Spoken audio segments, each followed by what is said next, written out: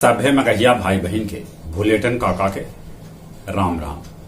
आथिन मगहिया खबर में सुनते देश दुनिया के खबर। भाजपा संसदीय बोर्ड से गडकरी और शहनवाज हुसैन के पत्ता साफ कर देवल गए। मुख्यमंत्री नीतीश कुमार 200वां सत्र स्मृति स्तंभ के कैलन अनावरण। कांग्रेसी मदन मोहन कहलका कि राहुल गांधी है उनकर पार्टी के पीएम उम्मीदवार। राजकोट से 4000 लीटर नकली दूध बरामद कैल गए। जम्मू के 2 गो घर से एक्के परिवार के 6 सदस्य मृत पावल गेला। मुजफ्फरपुर में एक्के गो मोबाइल से हजारों आयुष्मान कार्ड बना देवल गए। बाहुबली आनंद मोहन 47 घंटा रहलन जेल से बाहर। 3 घंटा वो कोर्ट में बितैलन, बाकी समय वो जहां तहां बितौलन। ऊर्जा योजना विकास मंत्री विजेंद्र प्रसाद यादव के तबियत अचानक से खराब हो गई। उनका अस्पताल में कैल गए है भर्ती।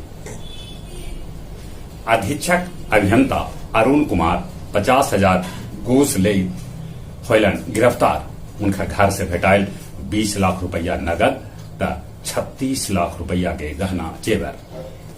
रुपौली विधायक बीमा भारती साफे कहलका कि जे लेसी सिंह के मुख्यमंत्री मंत्री पद से बर्खास्त न कैला तो वो विधायक पद से दे देता इस्तीफा। बिहार के कानून मंत्री कार्तिक कुमार हथन अपहरण कांड के आरोपी। साथे साथे वो बाहुबली अनंत सिंह के करीबी हथन। विपक्ष कर रहा है उनका इस्तीफा ले हंगामा।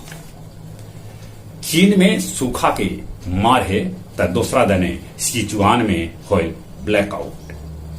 काबुल के एगो मस्जिद में होयल धमाका जेकरा में 20 आदमी के मौत के है खबर।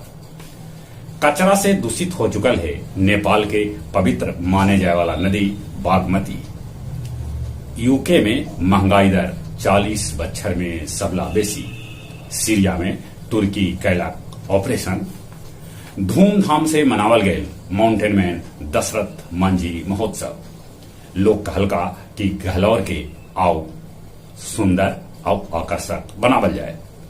छकरबंधा जंगल से 5 गो आईईडी और 250 डेटोनेटर पुलिस बरामद गए। इमामगंज में 10 गो अवैध आरा मशीन के कैल गेल सील। डोभी के 9 गो फर्जी शिक्षक के सेवा से हटावे के आदेश दिल गए। बेलागंज में हंगामा करित 8 गो पियक्कड़ के पुलिस कैला गिरफ्तार। और अब कुछ खेल समाचार।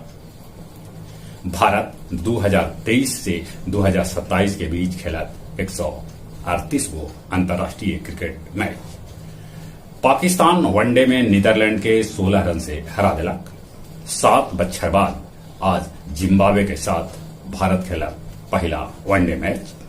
स्थगित पैरा एशियाई खेल अगला साल 22 से 28 अक्टूबर तक खेलल जाए। जहां तक मौसम के सवाल है, देश के कैकन इलाका में बाढ़ से तबाही है, तब कैकन इलाका सुखाड़ से तबाहत।